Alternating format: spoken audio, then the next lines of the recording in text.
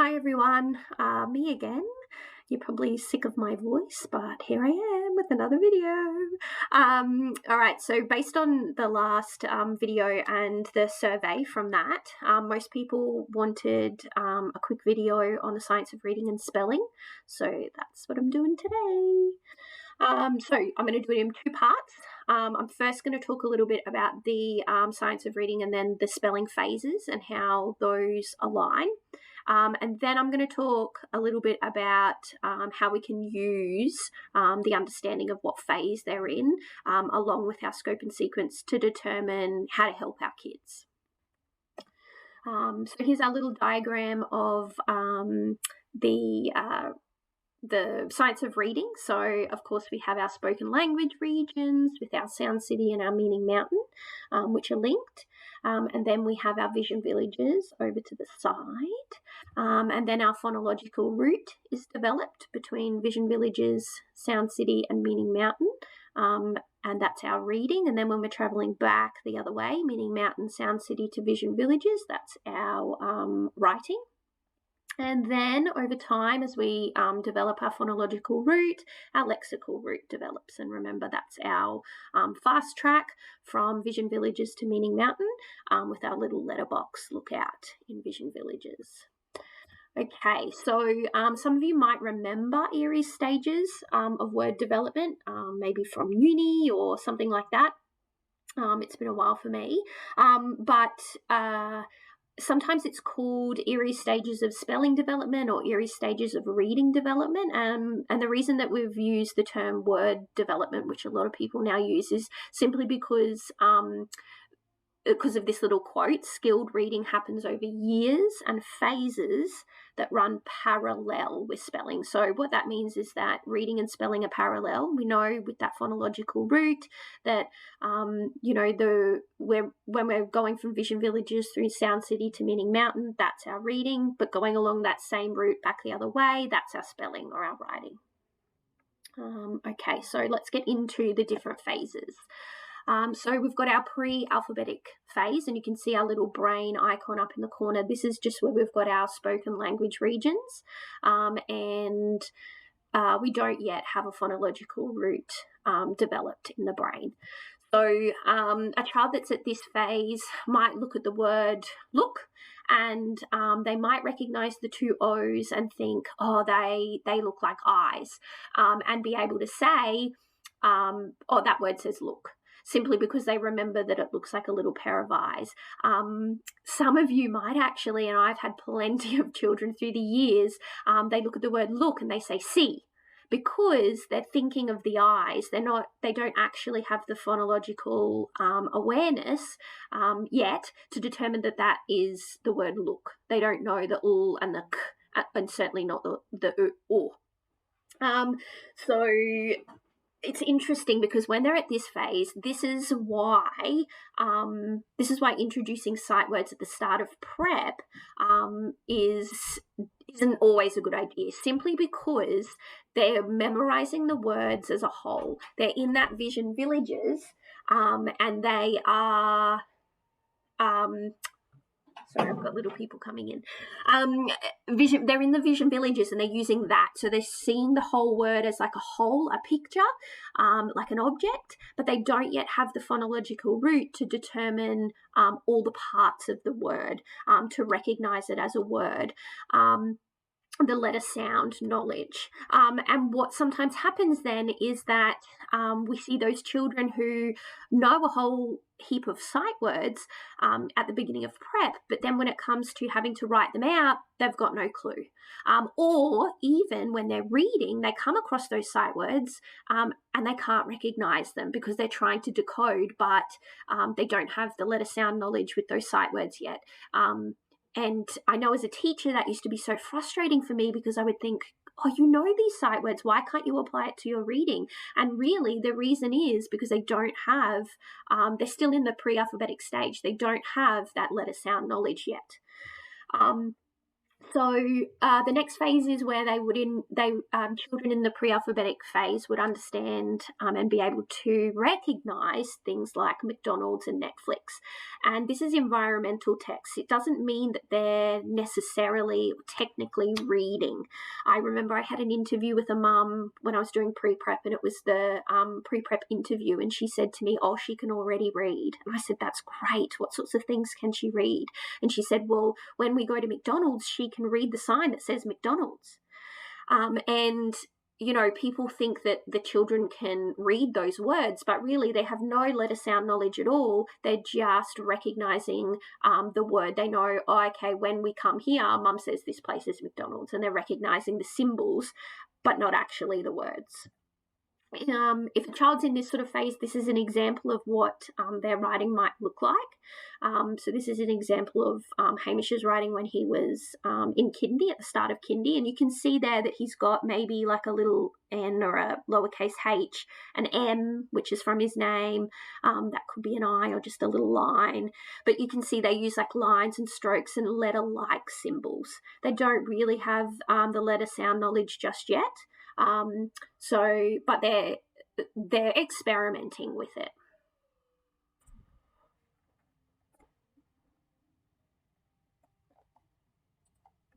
Okay, so we'll move on to the next phase. This is the partial alphabetic phase, and you can see in the little brain up in the corner that the phonological root is starting to develop, but isn't fully developed just yet. So if we have a look at the word like bat, this is where the child would have a look at the word bat, or would try to write the word bat and would hear the b, b, b. This is where they look at initially those first sounds, the initial sounds, I should say. So for them, the word bat, but, and bit might all still just look like this, just a b when they're writing it or trying to spell it. It's funny, at this same stage, as they start to move from that pre-alphabetic to this partial alphabetic phase, this is where children often they see the first letter of their name, like Hamish, he would see a H anywhere and he would say, oh, that says Hamish. Because he could recognize the H, and he just would recognize anything with a H at the start as being his name. And it goes to show that they just look at those initial sounds, at those initial letters, and don't look at the rest of the word. So that's a little phase that most children go through when they're going from that pre-alphabetic through to this partial alphabetic. So once they go through this initial sound, they'll then start to look at the initial and the final sound. So they might be wanting to write the word look, and they'll hear the l and the k. And so words like look, like, and luck might all look like an L and a K when they're writing, because they're only hearing the first and final sounds. So the distinguishing feature in the partial alphabetic phase is that there are no vowels. They don't quite have any of the vowel sounds just yet, and particularly even just the short vowel sounds. So an example here of what the writing might look like. So for those playing along at home, this one is I like my bear. And you can see they've got the I, they've got the L and the K for like, the M for my, and the B for bear. So just those initial sounds, and although even with the word like, they've got the initial and the final sound, there aren't really any spaces here, which is something that then you would want to work on from there. But this is an example of, what their writing might look like. The next phase is the full alphabetic phase. And you can see here the phonological root has now developed, and we're just starting to get just the initial parts of that lexical root starting to develop. So this is where the kids are starting to be able to break up some of the sounds in those tricky words or those high frequency words, and they're starting to develop a little bit of a bank. And also remembering certain digraphs that, when these two letters are together, they make these sounds, that sort of thing, to help make the decoding smoother. So if we look at the word look, like before, if they're in this full alphabetic phase, they look at all of the sounds and can hear all of the sounds. So we say we're going to write the word look, they can hear the the and the k. But the issue, of course, is that they don't have, and you can see in the little boxes here, they don't have the knowledge yet of which it is. So we know that there's the as in book, and then there's the as in pudding, and they don't know which one it is. And that's why this phase is particularly challenging for children, because there are so many vowel digraphs to remember and to use, and so many exceptions. So often children find it really hard to make it through this phase, and this phase lasts quite a long time. In this phase, they may start in at the end of prep for those switched on ones, but often this phase lasts all the way through year 1 and into year 2. So obviously the vowels are very complex, particularly in the English language. So they have to be able to choose the right ones. You can see in this sample here that we've got of a student in year 1, and I've circled just a few of the vowel sounds here that he has struggled with. So instead of the school, instead of the oo sound, he's got just one O, and then he's tried to write the word tough, and for the or the sound, he's just got an AR. And then for saw, he has written, and it's hard to see, but he's written OR. So he's chosen a sound, an appropriate sound, so the OR, but it's just not the right one. It's the AW. And again, it's hard for them to know which one they need to use. And then if you have a look down here, it's sailed. So he's written just an A instead of AI. And you can see here he hasn't quite got the all either. So when he said the all, he's heard a all sound, so he's written that. And then for boat, he's just written a single O instead of the OA. So this child's definitely in that full alphabetic phase where they're still trying to learn the vowel sounds as well as the appropriate vowel sound to be using.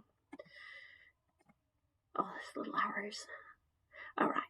So finally, we have got the consolidated phase, and you can see in our brain, our lexical root's a lot thicker and stronger, and our phonological root is thicker and stronger, and our lexical root is now developed. So we know from the science of reading that when they're in this phase, that they are learning the multiple syllabic words. And you can see here, instead of just look, they might be looking at more complex words like outlook. There's compound words here, multiple syllable words, and in this phase we're really starting to develop their vocabulary. So certainly a lot of children might be in year 2 in this phase, and there may very well be some children in year 1 that have reached this phase early as well. So here's a work sample. And we can see here that this child is working particularly on their vocabulary. So they have made some silly little mistakes like missed an R in strong and the C in black, that sort of thing. But what they're really missing out on here is using some vocabulary, some adjectives, that sort of thing. So this is where we would want them to be working, because it's clear to see that they're in the consolidating phase. They've got a lot of the sounds that they need, a lot of the vowel sounds, they're using them appropriately, and got plenty of sight words, as we can see in their bank, in their letterbox. Look out. Okay, so here's just our overview. We've got phase 1, pre-alphabetic, where they don't have any letter sound knowledge.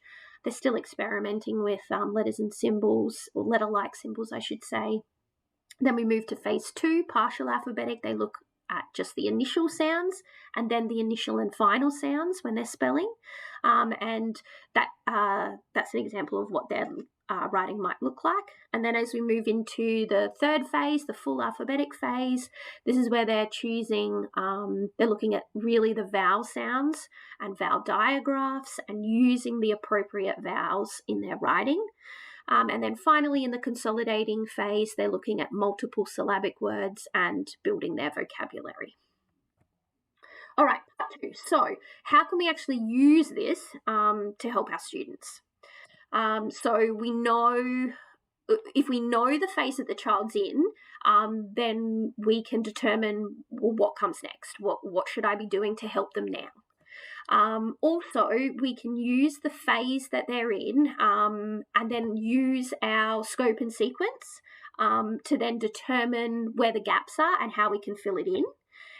And because we know that their spelling or their encoding tells us so much about their reading, because we know reading and spelling are parallel, we can also use this knowledge to perhaps determine where we might like to go back in a certain level of decodable reader to help them, because if they're not using this in their writing, perhaps when it comes to the spelling and they're trying to decode, they might need help there as well.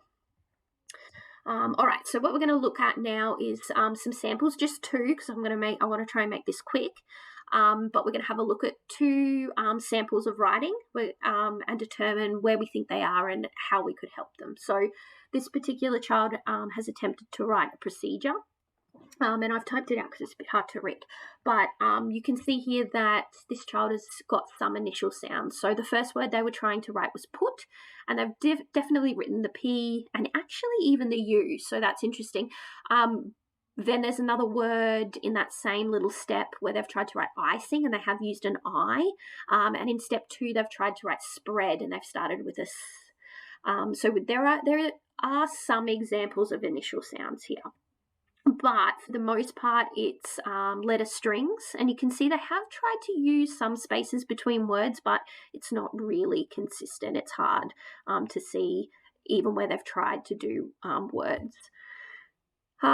They definitely have directionality, so they are writing from left to right, and you can see that they're attempting punctuation with full stops there. Even though it's not correct, they are still trying to use it, and they have used some environmental text, so obviously they've used the words carefully, butter, adjectives, adverbs, and wow, which obviously were written either on the board or up on the bump it up wall. So based on all of this, we can tell that this child is in their partial alphabetic phase and that they are still learning their letters and sounds. So if we take that knowledge and we move to our scope and sequence, we can determine that this child is somewhere here in this highlighted section. And to determine exactly where we would want to start, this is where you might want to do a letter sound check, or I would go and get the first sparkle box and see whether they know those sounds first, and also whether they can blend those sounds together, because it's not just to know what those single sounds are, but can they actually blend any of them together to make a word? Because unless they can blend them, there's, knowing what the letters sounds are in isolation aren't necessarily going to help them when they're writing or reading, for that matter. So I would do a sparkle box. I'd start at the first one because we can see that they weren't able to really show us any sounds, apart from those few initial sounds, which were actually a P and an S. So you never know, they may actually be past that first set. But I would start there. All right, so a second sample. Let's have a look at this one. I've typed this one out as well because it's hard to read. Bear with me, I might have to read it slowly, see if I can remember what it says. One day I was riding on a horse, it was raining, and my boot started to fall off. I started to try to put my boot back on, but just then I realised it was unsafe while riding. So I stopped, and finally it fell to the ground. Then the lady who was leading us put my boot on the curb. I laughed and laughed. I thought it was hilarious. The end. Just looking at this particular sample of writing, and I feel like, the more you see your kids' samples of writing, the more you mark their writing, the more you'll be able to determine exactly where the gaps seem to be. Obviously, we're only looking at one sample here, but we can see that there seems to be two consistent errors. So first of all, in the yellow, we've got this child's tried to write started twice and with two different types of two different ways of doing the R sound. They haven't quite got that. So there's that, and then there's curb. So they've tried to write curb but just written an O. So it seems that R-controlled vowels are a consistent issue. And then the other consistent issue here is the E sound at the end. So not just at the end, the E sound. So you can see finally, lady, and leading. And this isn't so much of an issue, only because they have chosen the correct sound. So obviously double E does say E, and an E by itself can say E. They just haven't chosen the correct phonics digraphs here, or letters here. So we can determine definitely that they're in the full alphabetic phase, and we can probably determine that their issues are with R-controlled vowels and the long E sound. So if we then take that knowledge and we go over to our scope and sequence, we can highlight it on there and we can see that we've got the E sound here, which is sort of start of term 2-ish of year 1, and then the R-controlled vowels, which are in two different areas here. So as far as spelling goes, we would definitely want to go back to the E sound, and we would want to talk more about if we hear an E at the end of a word, then we use a Y, that sort of thing. But because this child has chosen the correct sound for their writing when they're spelling, but just not the right one within that set, I don't know that you would want to go all the way back with their reading. When you read their writing before and they were attempting those R-controlled vowels, they were really not quite there at all with those. They were sort of just choosing whatever they thought. I mean, there was a WR there. So to me, that says that perhaps they might need to go back there with their reading as well, because it wasn't just a case of choosing the wrong digraph. It was totally different letters or totally wrong letters. So that might give you an idea of where you might want to go back and check with their decodable, but for their spelling you might want to go back and touch on their long E sounds in the green there. Okay, so that's it. That is that's my little presentation on the science of reading and spelling. I hope that you can use this as just little formative tool to help you determine where you could place kids and how exactly you can help them based on just a piece of writing sample. And I think that's it from me. So thanks, guys.